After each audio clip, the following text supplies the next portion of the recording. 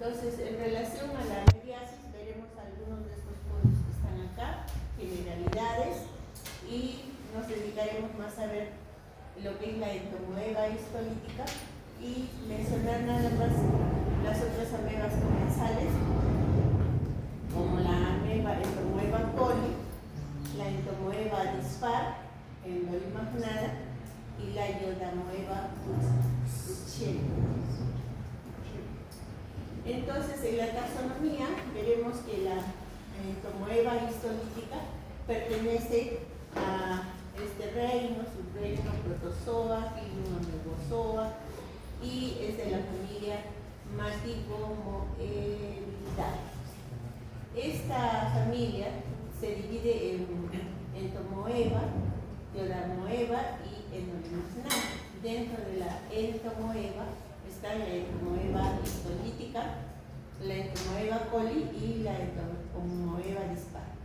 Existen otras dos menos frecuentes que no han sido nombradas acá en este grupo, pero la que nos llama a mayor interés es la entomoeba histolítica, que da cuadros incluso disentéricos, pero también hasta cuadros extraintestinales.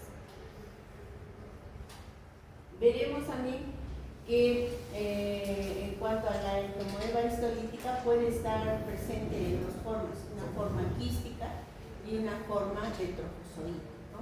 La forma quística, que tiene una pared celular más gruesa y se encuentra en el medio ambiente, y esta pared gruesa le sirve para protegerse también de una serie de náuseas, agresiones en el medio ambiente, y permanecer fuera viable. También cuando ingresa al organismo tiende a desenquistarse y se transforma en esa forma de trofozoito, ¿no? El trofozoito tiene paredes más delgadas, lo cual le permite tener movimientos y presentar seudópodos. Tiene en su interior un nucleolo o un cariosoma, un nucleolo con su cariosoma y una cromatina periférica. Tiene endoplasma, ectoplasma y vacuolas alimenticias.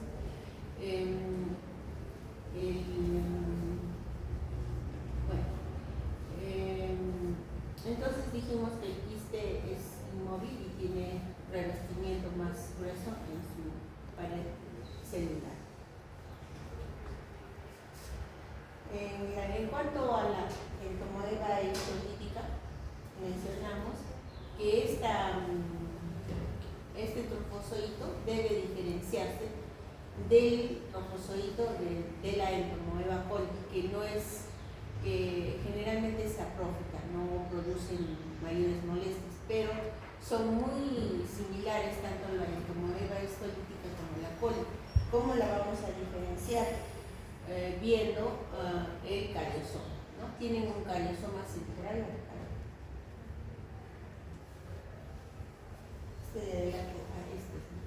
Tiene un cariosoma que es central en la entomoeba histolítica o la entomoeba dispar, que dice que es casi idéntica que la entomoeba histolítica, a veces no se puede diferenciar. Y la entomoeba coli, este cariosoma es más exento. También tiene cromatina periférica en el nucleolo. Esta cromatina periférica es uniforme tanto en la histolítica como en la dispar, y en la en la entomoeba coli es irregular, ¿no? Entonces, de esta manera se pueden diferenciar. Decía el nucleolo es único, ¿no? Tiene un mismo núcleo único. En cuanto al estadio infectante, la entomoeba histolítica infecta mediante un quiste maduro. Los quistes pueden salir inmaduros una vez que ingresan al organismo, tienen que transformarse en quistes maduros que tienen 4 núcleos e ingresan mediante agua y alimentos contaminados. La contaminación o la ingesta es mediante agua o alimentos contaminados, a eso también le llaman ano, mano, boca, también por vía anal, ¿no? Se contaminan si es que no han tenido una adecuada higiene de manos, o también los homosexuales que tienen relaciones sexuales orales, ¿no? Y ingresa el quiste maduro con 4 núcleos, luego esa pared gruesa que tiene en la pared celular le permite atravesar todo el tubo digestivo y evitar el efecto de los ácidos gástricos. Luego, cuando llega a nivel intestinal, es ahí donde se desenquista y se transforma en trombozoitos para llegar a ubicarse a nivel del intestino grueso, donde produce el daño, ¿no? Una vez que sigue avanzando, nuevamente se enquista y sale como prequistes y quistes inmaduros al medio ambiente, donde madura y puede contaminar pues, agua, alimentos o las manos de las personas y finalmente volver a ingresar al ser humano.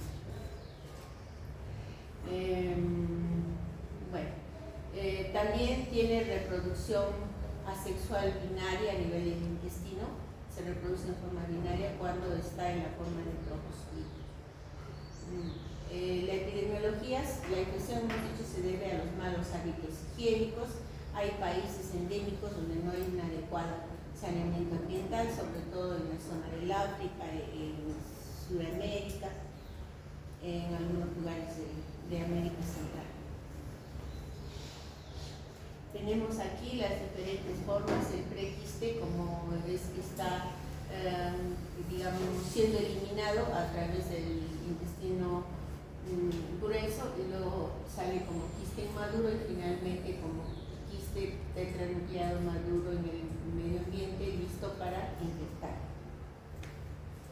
Esta es la forma del trombozoito.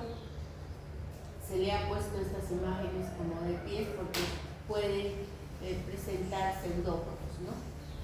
Y este trombozoito se alimenta de los restos, residuos fecales y también se alimenta de los glóbulos rojos.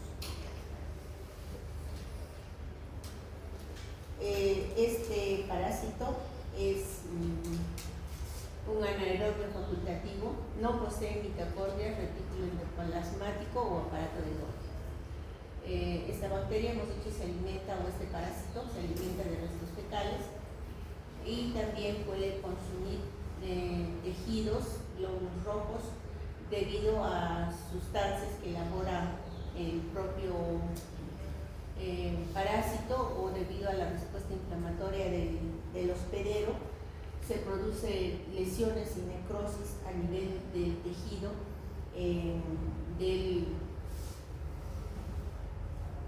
del intestino grueso, donde se logra adherir inicialmente y luego va a producir sustancias o elementos que van a lesionar el tejido de la mucosa del intestino grueso para producir úlceras. Son típicas las úlceras en botón de camisa o en cuello de botella, es a nivel del intestino grueso. Pero como continúa los movimientos peristálticos de defensa y la diarrea, la secreción líquida, son eliminados y van a transformarse en prequistes, luego en quistes inmaduros y salir, ¿no? Para completar el ciclo de vida nuevamente e infectar a otros hospederos. También pueden tener infecciones extraintestinales, como veremos más adelante, debido a que estas lesiones que provocan a nivel de la mucosa pueden llegar a los vasos sanguíneos y a través de ellos infectar otros órganos, como el hígado, que es el principal órgano que afecta, al principal extraintestinal, ¿no? Ya. Entonces, los factores de riesgo para adquirir la infección es el no lavado de manos, comer en la calle alimentos mal preparados o alimentos todos contaminados con heces. La actividad sexual, el tipo de actividad sexual, coprofagia, esto en los lugares, por ejemplo, albergues de niños o de personas con problemas de salud mental. Los niños, el sistema de riego contaminado en las acequias por las heces, los portadores asintomáticos también que pueden transmitir la enfermedad por no adecuado lavado de manos, Las personas con defensas bajas, como los con enfermedades crónicas, los inmunosuprimidos, personal de laboratorio también no tener cuidado con el lavado de manos. ¿Cuáles son las manifestaciones clínicas que ocasionan? Va a ocasionar inicialmente dolor abdominal, diarreas y en caso de que se presente el síndrome disentérico, no se presenta en todos los pacientes que tengan diarreas por hemodiálisis, van a presentar deposiciones escasas como bisagre. Deshidratación dependiendo del nivel de la cantidad de la diarrea y debido al sangrado anémico. Va a llevar a desnutrición, o sea, este problema puede llevar a la desnutrición, pues en las deposiciones puede haber fiebre si es que hay una sobreingestión bacteriana. Usualmente en las zonas del intestino hay anaerobios, no pueden sobreinfectar. Náuseas, vómitos, cansancio, debilidad y mala absorción de alimentos.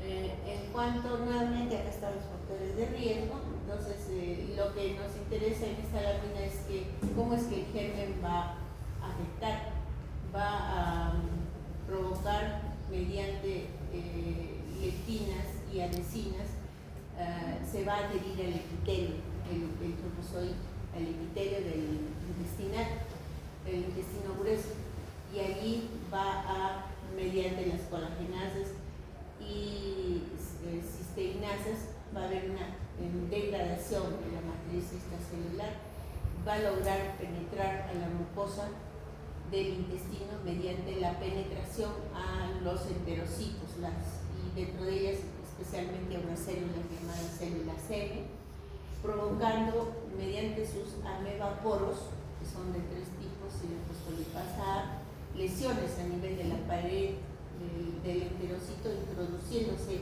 a los enterocitos y multiplicándose de allí.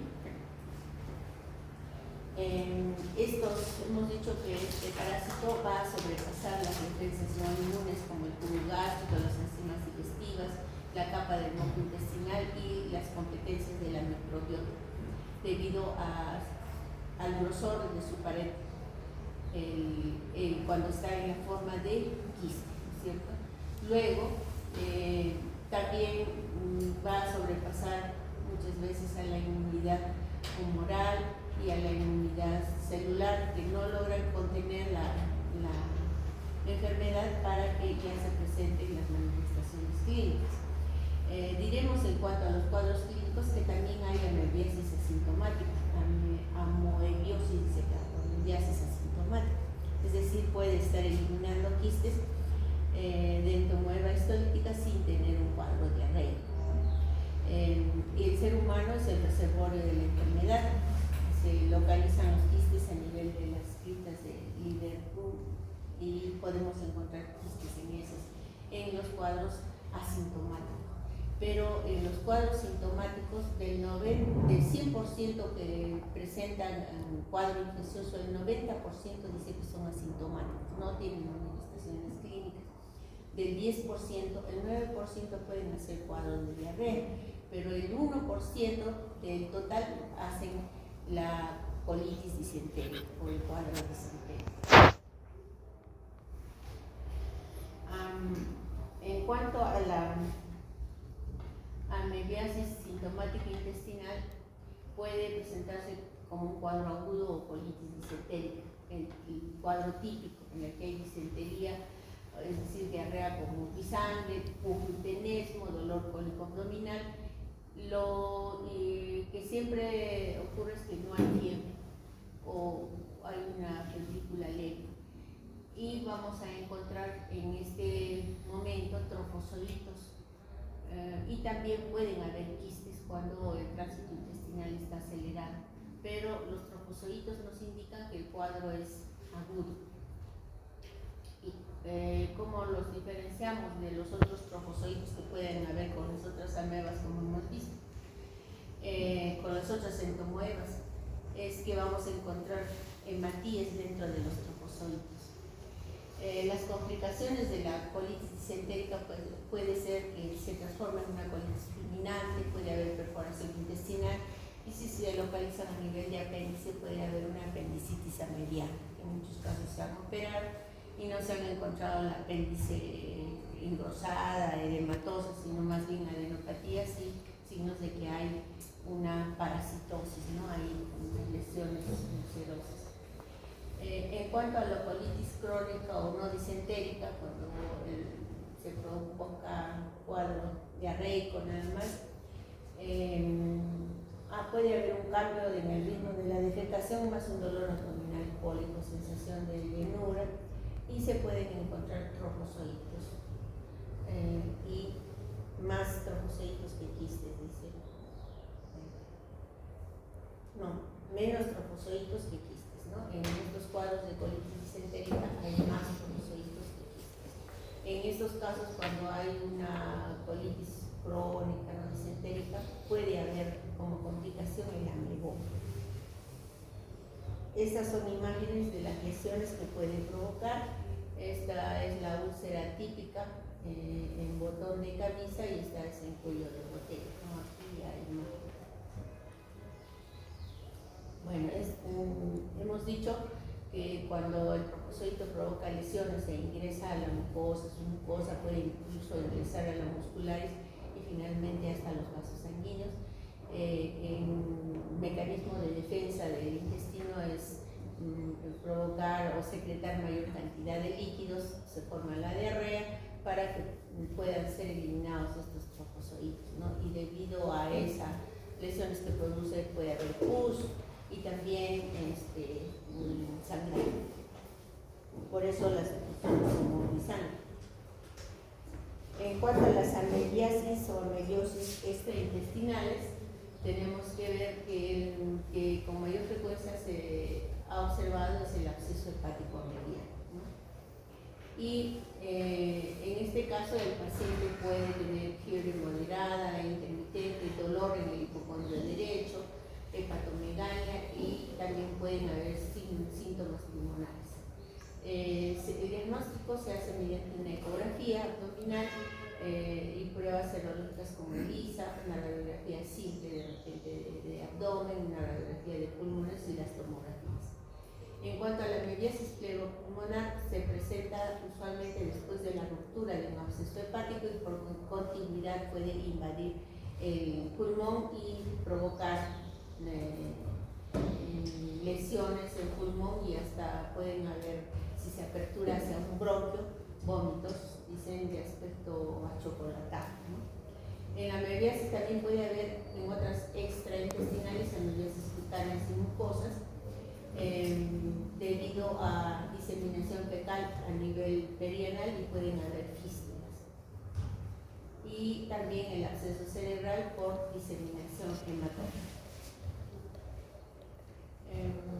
El diagnóstico entonces de la ameliosis se hace, el principal estudio es el estudio parasitológico, coproparasitológico, ¿no? Se puede hacer un estudio de heces directo o heces en fresco y estudios de parasitológico seriado, 3 muestras que se pueden llevar en ese momento cada día o juntarlas en un depósito con formol durante 3 días para permitir que los gérmenes que se encuentran no se lisen o evitar que proliferen otros gérmenes. El estudio de este parasitológico directo es con solución salina y tinción con glucosa. También podemos hacer biopsias de la zona dañada, por ejemplo, colonoscopía y tomar muestras, ¿no? Y biopsias. Pruebas inmunológicas, ELISA y la reacción de cadena de polimerasis, ¿no? Pruebas serológicas y otras pruebas inmunológicas. Cultivos, rara vez se hacen los cultivos, no siempre se hacen, son medios especiales, demoran bastante y se hacen solamente más por investigación, pero de rutina no hay cultivos para el parásito. Bueno, este es un resumen de las afecciones extraintestinales. De las afecciones intestinales puede ser una infección asintomática, sintomática no invasiva, proctocolitis aguda, disentería, colitis fulminante, megacolon tóxico, colitis crónica no disentérica, puede provocar amelgoma, úlceras perineales, fístulas rectovaginales. Bueno, este es un cuadro para ver sobre la amebiasis intestinal, amebiasis hepática. Afecciones extraintestinales ya hemos visto las que pueden haber, incluso este autor menciona que hasta pericarditis puede haber, ¿no?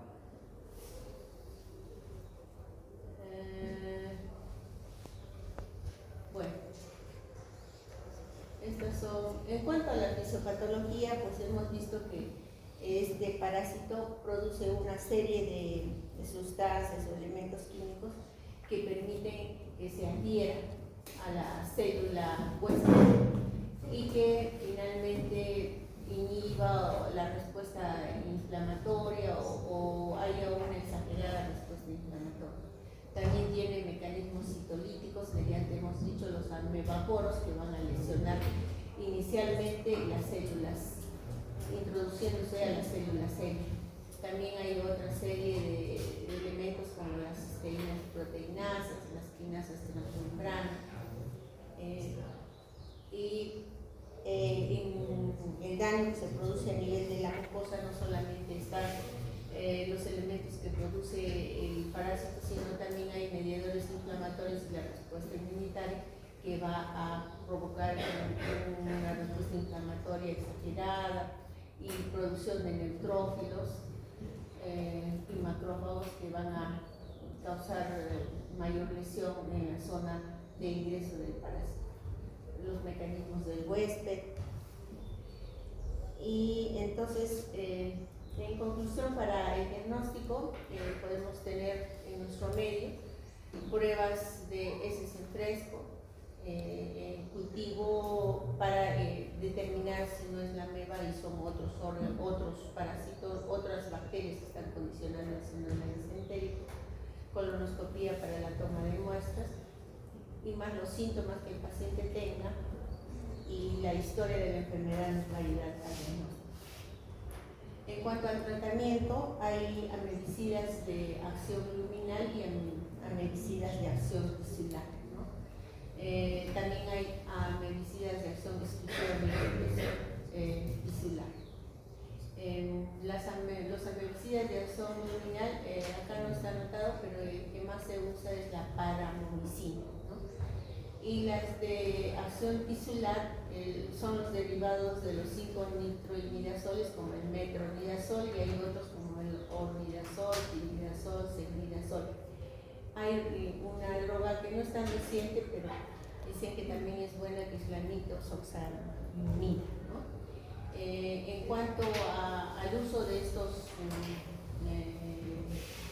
antibióticos de amebicidas, dicen que cuando hay un cuadro de colitis seria se debe utilizar, o una amebiasis intestinal, se debe utilizar tanto los amebicidas de acción tisular como los amebicidas de acción luminal, debido a que, por ejemplo, el metronidazol tiene mayor efecto a nivel, tiene efecto tanto a nivel tisular como a nivel luminal, pero muchas veces dice que puede haber resistencia y entonces no siempre actúa a nivel luminal, digamos en su totalidad, o elimina completamente al parásito.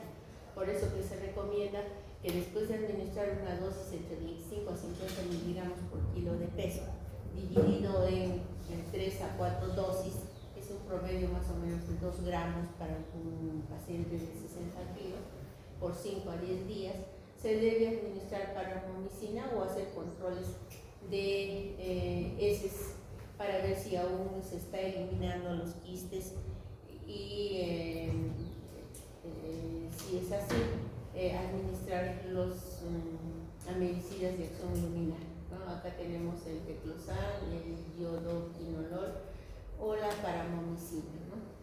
Hay otros de acción tisular exclusivamente como la hidroelectricidad. Bueno, en cuanto a la prevención, pues lo más importante es el lavado de manos, el adecuado saneamiento ambiental. Estas son las maneras comensales que hemos visto. Bueno, hay Entonces, la prevención, lavado de manos, adecuado saneamiento ambiental, evitar prácticas sexuales de riesgo y tener cuidado con la ingesta de alimentos en diferentes lugares que no sean seguros, y adecuado lavado de las verduras de tallo corto, de las frutas que están en la tierra, porque puede ser que el agua de regadío esté contaminada, ¿no? Entonces, lavar las frutas no solamente con agua y jabón, incluso mencionan que hasta con una escobilla, ¿no? Para que pueda utilizar.